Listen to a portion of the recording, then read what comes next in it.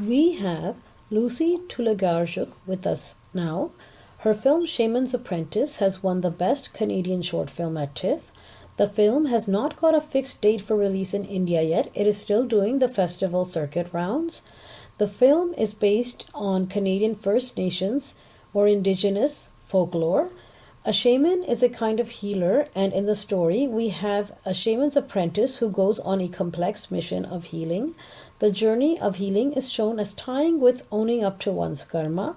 The film is a 21-minute long animation and from Inuktitut, Canada.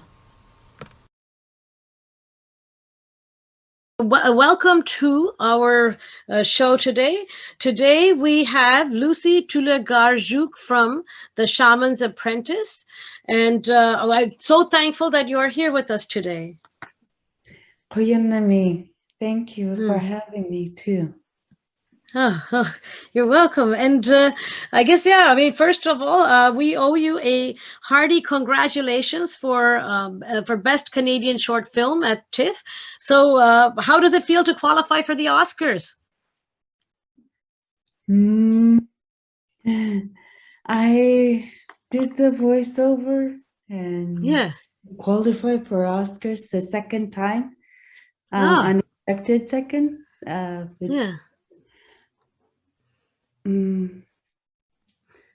feel like I'm dreaming. Yeah.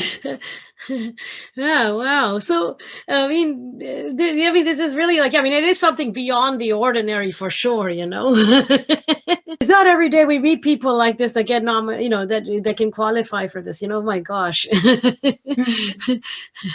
No, not every day we think we will qualify for something. Yeah. We do it because we love to contribute and take part in protecting and promoting our language and our culture.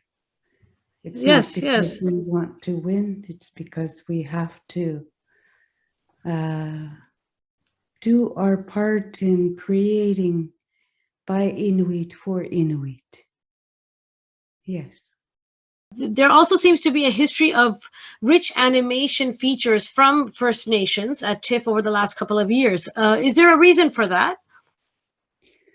We've been storytellers for a really long time, as long as our ancestors could remember. It's been passed on to us for a long time, generation to generation. So it's naturally in our blood to tell stories. That's how we were able to remember things, of important things, or legends or myths. And so when we adapt to today's modern technology, the animation or any technical storytelling, we adapt to it naturally, it seems. We work together with non-Indigenous, of course, to make that possible, because for a very long time we were trying to catch up to the funding world where Indigenous receive fundings as well to create these, and so we're catching up. It's a while, but we're here. Well, that's awesome. And how much of your production tends to be localized within Inuktitut? And then for our audience in India, I just would like to emphasize that Inuktitut is one of the territories of Canada. So back to the question of how much of your production tends to be localized within Inuktitut?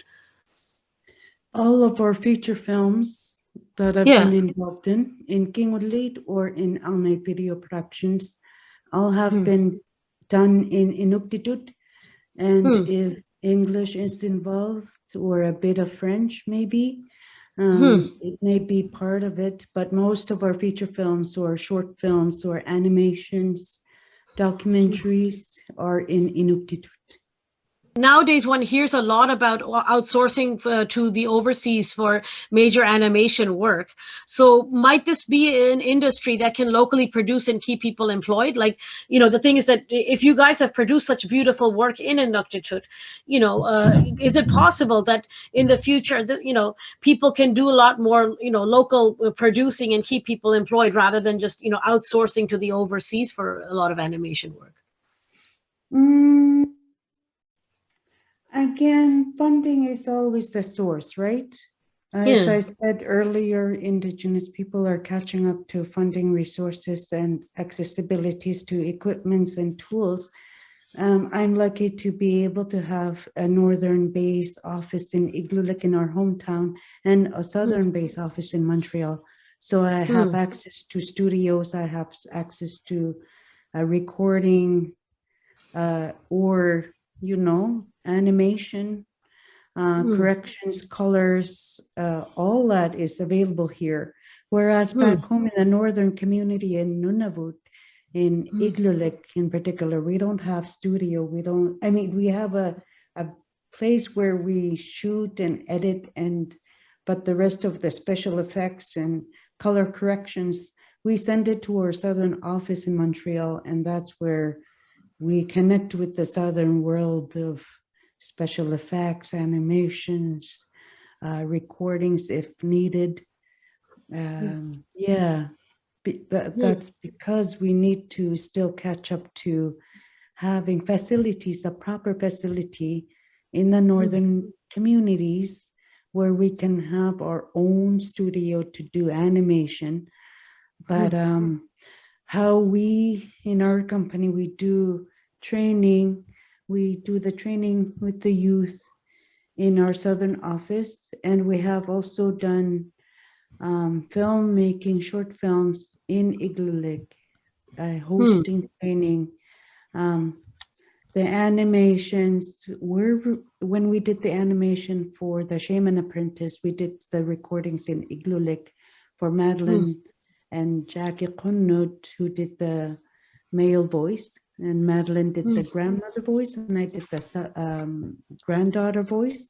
I recorded the one in of my part in Montreal, whereas Madeline and Jackie, Zacharias was able to record them in our office in Igloolik.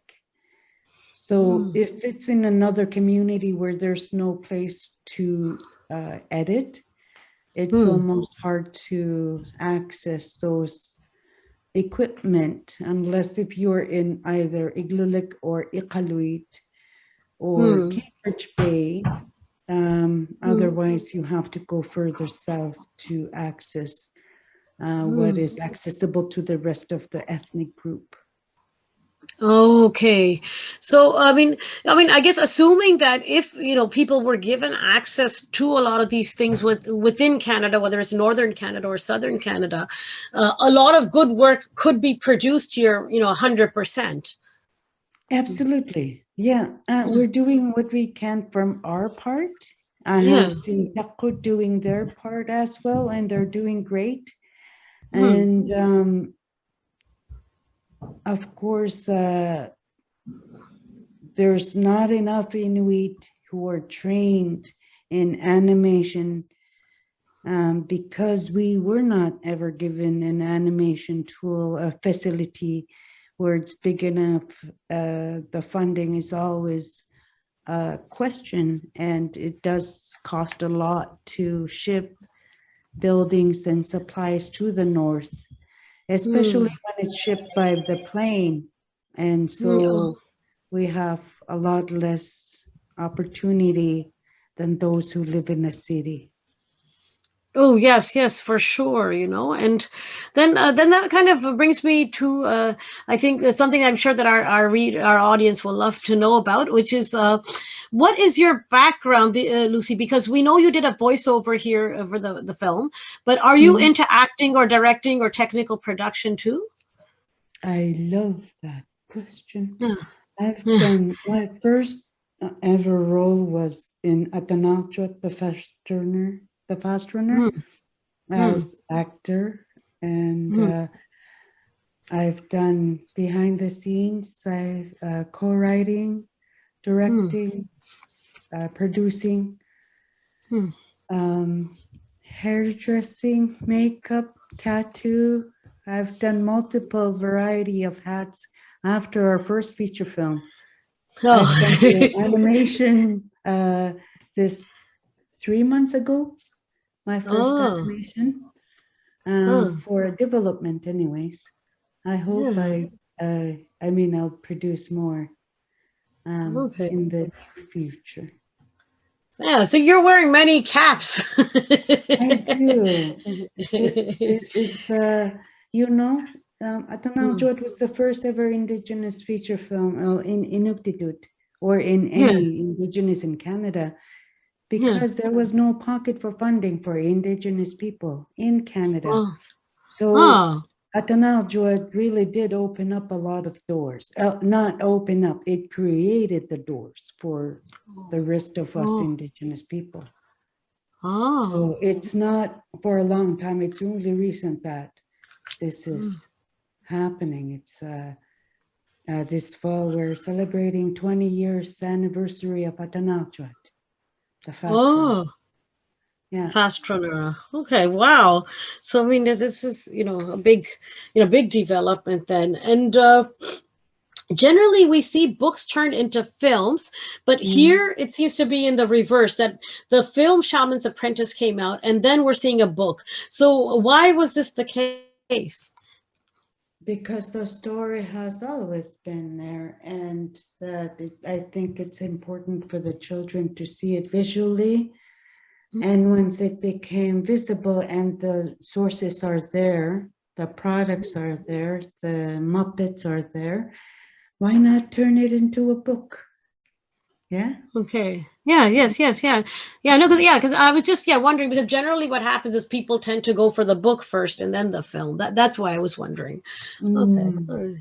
Yeah. Okay. So, what's unique about us is that we're living in a cold place, and we have great thoughts and different ways of living, different food, different environment in all general. So we're just learning how to write.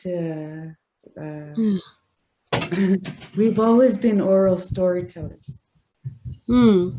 Yes. Yeah. Just as I think a final question, within the film, we see illness manifesting through a person's attitudinal or behavioral issues. That is to say that the physical pain stems from either an attitude issue or a behavioral issue. So could you tell us more about this modality of healing that we are seeing in the film? Yes, it is in the process of telling the truth. Inuit belief, custom is that ever since we were kids, we've been told don't lie. It creates more conflicts if you don't obey this rule, don't lie.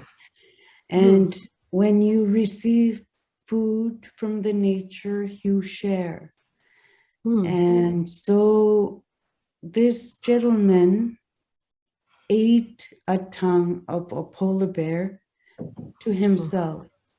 And that is one of the rules that we had to follow, is that we share the tongue among the group in your family and to the camp later. And before he can bring it to the camp, he ate the tongue and did not tell anyone.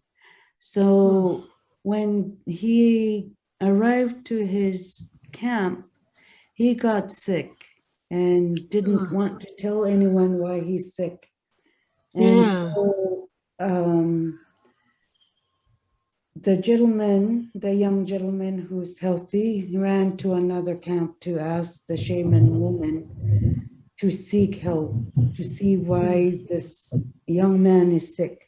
And so the shaman seeks assistance from our sea goddess, who we call Tekanaluk.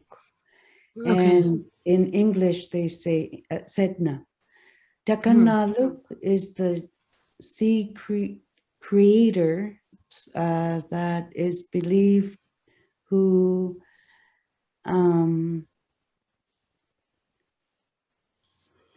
controls the environment around us. If humans are breaking rules or customs and our beliefs, it is believed that the outcome is that you will get the karma. And so the karma can come back in the form of sickness, unless if you tell and confess to a shaman or an elder and to or someone who has hurt you or you have hurt, then your healing can start from there on.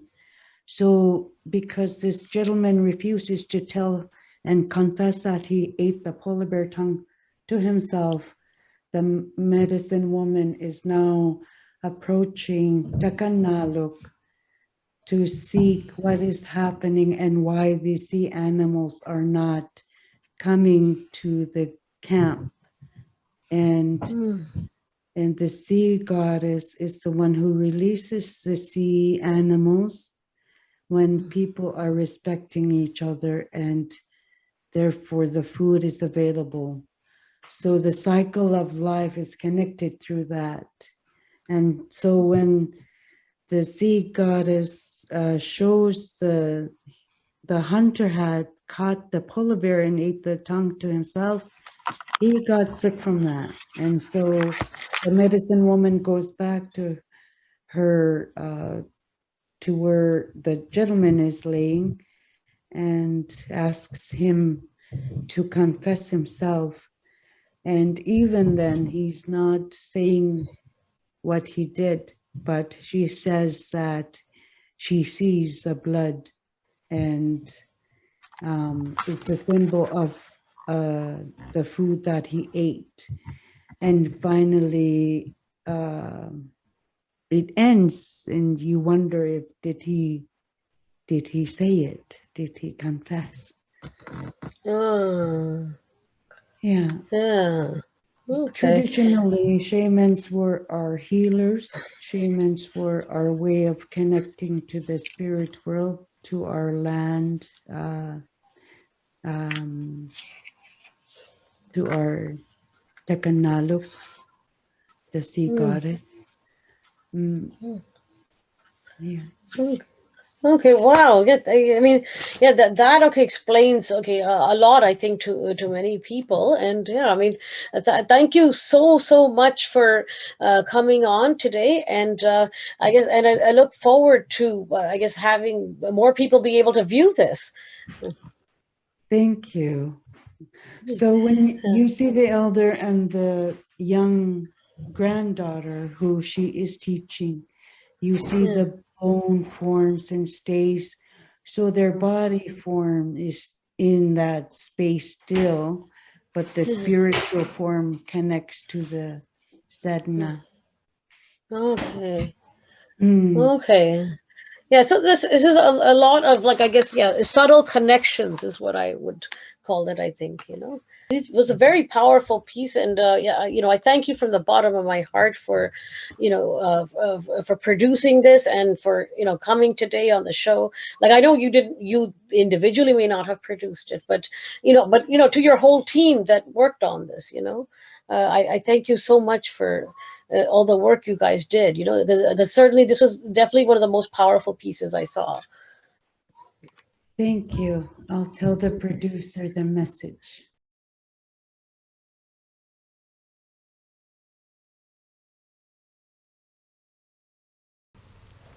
And that, folks, wraps up our segment. Thank you for watching.